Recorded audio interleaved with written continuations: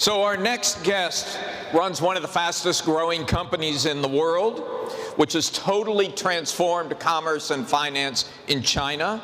He's not only a business magnate, he is a philosopher, a philanthropist, and recently became a martial arts movie star. So please welcome the founder and executive chairman of Alibaba, Mr. Jack Ma. Thank you. Thank you, Ola. Good. Thank you. I have to start with the movie. Okay. So it's been seen, I'm told, by 300 million people. What convinced you to make a martial arts movie? Well, this is real me because I think when you are doing business, you focus on the KPI, revenue, and the profit. I think life is so boring about that. You have to do something fun. So I love magician, I love sing songs, and I love kung fu. So I think I want to make myself happy, and meanwhile, make my customer happy, my friends happy. Could you tell everyone here how to find the movie in case they haven't seen it yet? Yeah, it's already on YouTube, on Facebook, and on YouTube. Well,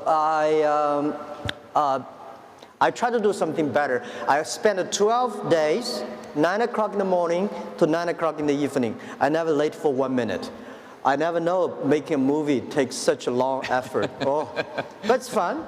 Good. Well, we all look forward to seeing it. Thank you so much for being a part of the Fortune Global Forum. My honor. And I'm sure, as you heard earlier, the three big trends that we are looking at are trends that are central to your business and your business philosophy. Yeah. One is the rapid changes being brought about technology. Yeah. The second is the changes in the way people are thinking about globalization and the political backlash that lies there. And then the third is the continuing rise of the Chinese economy, which you've been such an integral part of. So you announced recently that Alibaba is going to invest $15 billion in research and development. How are you going to focus that investment? Well, first, my request to my team, $15 billion next 5 years on technology. I have one request. This lab shall last longer than Alibaba. This will be our legacy to this world. It's not about we want to invest in technology, empower ourselves. It's something that we want to build this thing like a Bell lab for the human beings. And the second request I have is that the job is not like most of the traditional technology companies. Traditional technology company, they try to empower themselves.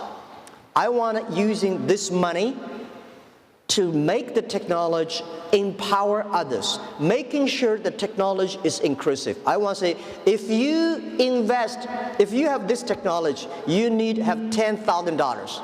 I want to sell this technology for $1 with 50% profit. So this research and development is not for the benefit of Alibaba, it's for the benefit of the world. Human being. As a company like us, we're big, we have resources, we have money, we have engineers, we have influence, and we are so profitable. And we know we'll be continue to profitable.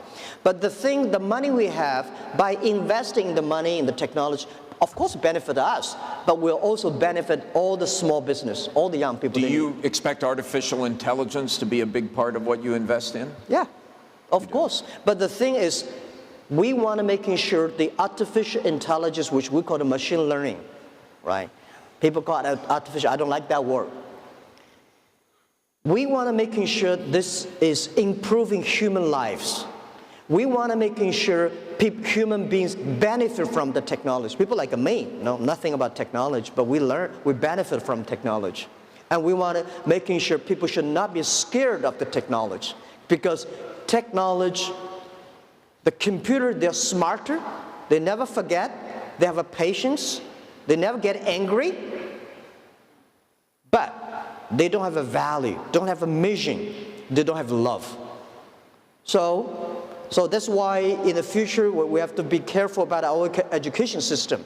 We have to focus on the IQ, EQ, and LQ, the Q of love. When you have the Q of love, you are different from machines. So technology can't help you on the LQ? No. Yeah. So do you agree with Elon Musk that artificial intelligence could potentially be a threat to humanity? Yes and no. Part of it is right, but I'm more confident optimist for the future. I notice human beings have been worried about technology for hundreds of years. And human beings should have confidence. I think we have a lot of problems. We don't have solutions today, but there is solutions. We don't have solutions, but we have to believe our kids have solutions. Our grandchildren have the solutions. So don't worry about it. There's always people smarter than we are. We should not think we are the smartest of the people in the world. But you want the smartest people in the world in your research centers, I assume. Well, they are smartest people on the artificial intelligence and the computer science they are, but not necessarily all the others, like philosophy, life, and value, and all the other stuff.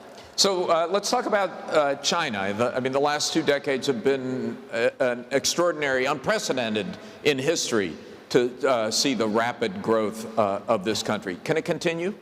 Sure.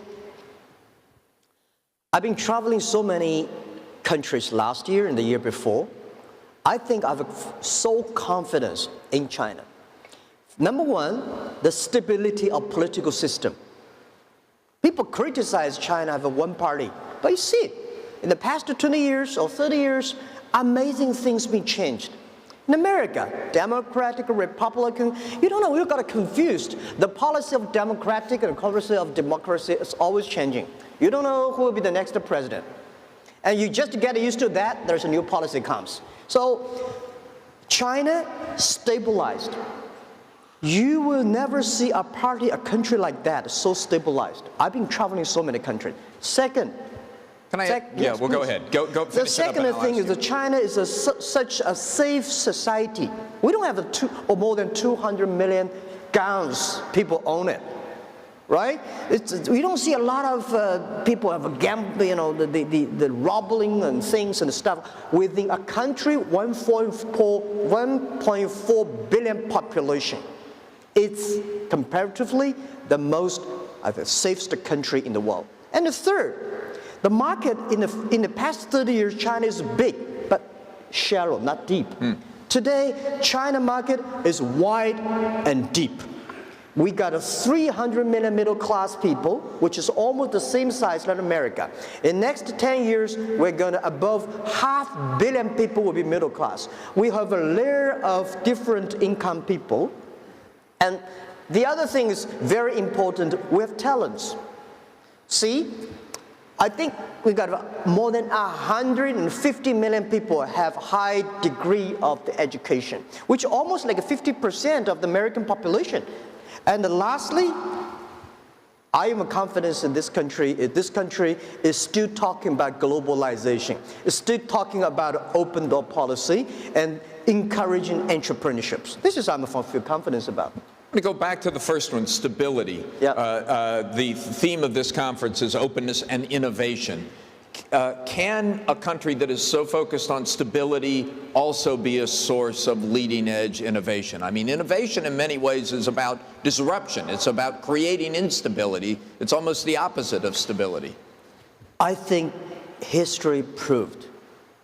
Past 10 years, or especially last 5 years, the system of stability in China worked very well. But also we have Alibaba, we have the Tencent, we have BAT, and we have all the innovations coming up. Innovation is not about engineering. Innovation is about you solve problems for today, tomorrow, and future. So this is what I believe. Where does the innovation come from? You have to solve the problem. The big problem, you have to solve the problem. You have to solve the problem in a different way, most efficient way, and you have to solve the problem by results. So I think China proved. I want to take questions from the audience in a minute, and there are 1,000 people out there, so there may be a lot of questions. So prepare yourself. But before we do, if China continues to grow, it's such a big market, such a rich market, you're moving from virtual to online. Do you have any need to go to the rest of the world? Can you build your business here in China? No, I think it's One of the 80% of my reason last year going global is that going all the countries is I want to share our experience. I want to share my view and our view that globalization is a great stuff. It's just a baby. Let's improve it. Trade is so good because when trade stops, war starts. If trade stops, peace stops. So that's why we're traveling around the world, one road, one belt. We have to making sure everybody benefit from the free trade. We have to making sure every country benefit from the globalization. We have to sure farmers can sell things. We have to making sure young people benefit. Are you worried that we may be headed towards a trade war? Well, I don't think so. I think people are smart. I think people understand that it's easy to launch a war, but it's so difficult to stop a war. You've had this conversation with President Trump. Can you tell us about what you learned from that? Yeah, I think he listened. I talked to him about how important trade is, how important it should be doing business with China globally. And I think he's making progress. He's trying hard. We see the China, USA trade. We have problems, right? Not only in the two countries, the problem is very simple and easy. Even wife and husband have problems. So I think they are trying their best.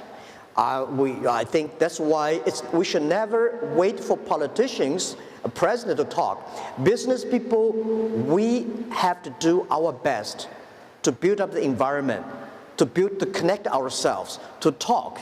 We should never wait for policies. We should go before the policy and try to do it. That's a good message for this group. Yeah. Be optimistic and take action. Today. So when as Alibaba goes out into the rest of the world and begins to conquer the rest of the world the way it's conquered China. No, we're not a conqueror, we are serving. Serving the rest of the world the way you serve China. Yeah. Who's your most dangerous competitor? Is it Amazon or is it Tencent? Well, people always compare us with Amazon. Amazon is a great company. I respect. I've been seeing them from tiny to that big. And I think they will continue to grow. But we are different. Amazon is an e-commerce company. We are not e-commerce company. We enable other people to do e-commerce. We want to making sure everybody can be Amazon. So are you saying Tencent is the greater competitor? Tencent is, of course, they are a great company. And it's not easy to be that size within only less than 20 years. So innovative and so creative, and so different on social technology, and they're based in Shenzhen, and they're almost everywhere in China. But respect, of course we compete, but compete does not mean I have to hate them. Pony Ma will be here this afternoon. Do you have a question you'd like us to ask him? I don't have a question. Bless him. And proud for him and keep on his dream. This is what I say. We don't hate your competitors. Respect your competitors. Learn from him. But, Pony and I, we've been doing the charity together, the Nature Conservancy, and protect but we compete each other. But when we compete each other, we should respect each other. I respect him. I respect Tencent. Let's take some questions from the audience.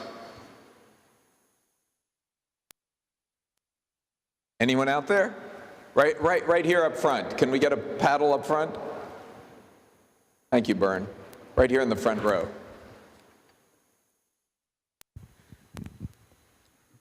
Thank you, Mr. Ma. I have a question. I'm from Procter & Gamble, and my name is Michael Chu. My question is about when Alibaba become bigger and bigger, what's your perspective on free competition, freedom in the market versus monopoly? Thank you. Okay, that's a good question. Would you repeat the question? I'm not sure everyone. Yeah, his question is when Alibaba is getting bigger and bigger. So what is the free market? What do you think about the monopoly, right? Right, first, let me say this. Alibaba will get bigger and bigger. But Alibaba itself is not big. We are empowered. We are economy. We're not a normal company. We are enabler. We are enabler small business to reach the consumers. For example, we are enabler P&G to reach into the rural areas of China, right? This is something that traditional channel can never do. We are enabling every small business to reach the money. We're enabling every small business to take the technology in a very cost-effective ways. We call ourselves, we are infrastructure builder. The infrastructure of doing business. This is what we do. And the other thing I want to say, monopoly. It is so difficult to monopoly. Monopoly, what does monopoly mean? Guys, monopoly, M-O-N-O, is like 300 years ago. The empress house, they give this special license to the other people, and the government control it. The monarch family, they don't give it. This is where. Last centuries, in the industrial period, because you have the money, if you alliance with the banks, you can control. Today, tell me, any internet companies can guarantee he will be successful for more than 5 years. Very difficult. We saw Yahoo disappeared. We saw Netscape disappeared. Last 18 years, Alibaba transformed themselves at least 80 times. So you at the least, we are not like yesterday. No concerns about monopolistic power in the tech community? I cannot sleep well every day because I know when the company is big, you not move fast. Don't wait for the other people to kill us. We will separate ourselves. How do you keep Alibaba from thinking like a big company? You always have to worry. You have to paranoid. And you have to enable the others. Yeah. So this is what we think. You have big company have to operate like small company. If you cannot operate a company in a small company, you're dead. So I think the last advice is I give to myself and give to you is that last century, the bigger the better. This century, the good the better. Do the business, not because the size, it does not necessarily the big size you are, the more profit you are. You really believe that? I believe that. There's a different ethic of business. You know, we got a Fortune 500 companies, you judge because of the size. How many of them are really happy? How many of them have profit? No. Small companies, they're very profitable. They're very happy. They can spend time with the wife and the husband and kids traveling around, and that's life. I would just take a moment to point out that while the Fortune 500 does rank companies on size, 3 years ago, Cliff Leaf, the editor of Fortune, started a Change the World list that ranks companies on their ability to do good in the world. So that's great.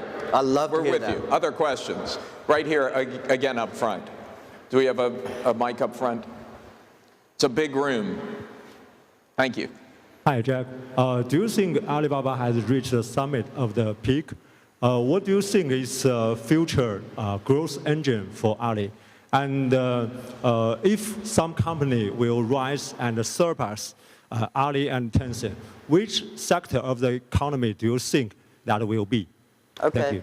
So the question is that is Alibaba at its peak, right? And which sectors that companies around the world can do better than Alibaba or Tencent? Well, Alibaba has just finished its 18-year anniversary. We want to last 102 years, so we have 84 years to go. Why 102 years? Because every number you give your team should be serious, should be accurate. We were born in 1999. Last century, we had 1 year. This century, we want to have 100 years, and plus 1 year, 102 cross 3 centuries. So we never say we are successful. 18 years, we just about 18 years, like 80 years to us. We have overcome so many problems and difficulties. So I think we are just the beginning. The world is so interesting, full of great opportunities. So we think, you know, cloud computing just the beginning. Artificial intelligence, how can artificial intelligence empower our customers instead of empower ourselves? How we can build up a network that every countries in the world are connected because of the e-commerce. This is what we think. So I think we are just a baby. or at least we're just a young person yet. I don't worry about we today, our GMV-wise, ranking number 21 economy of the world. But our expectation, our vision, year 2036, we want to be the 5th largest economy of the world. Why 2036? Next 20 years. You have to prepare for that. Well, the Trudeau PM from Canada, he said Canada is a great place to do business. Let me tell you, the virtual economy, Alibaba is a great place to do business. We build up the new rules and laws. And by the way, answer your second question, opportunity is everywhere. Opportunity means responsibility. What problem you solve for the world? The bigger the big opportunity. Who has the last question? Right here in the second row. Jean. Jack, it's always great to hear your talk. Very inspiring.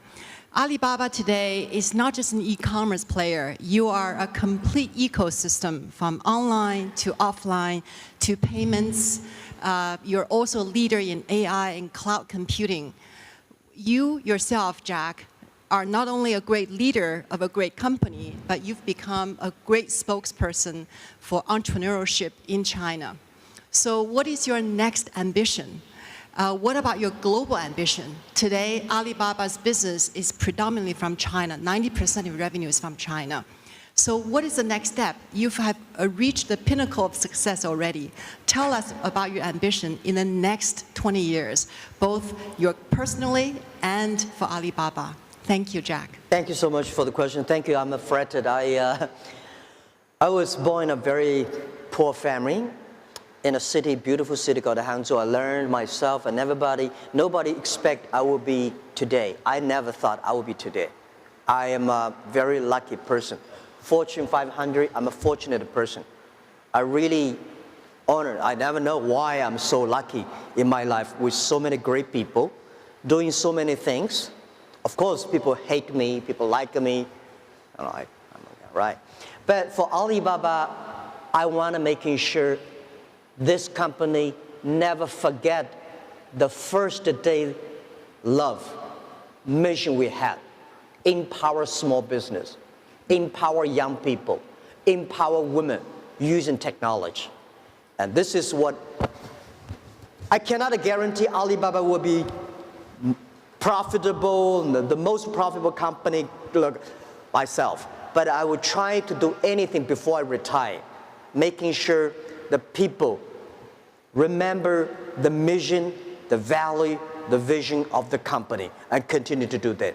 This is the company we'll go, empower small business, young people, women.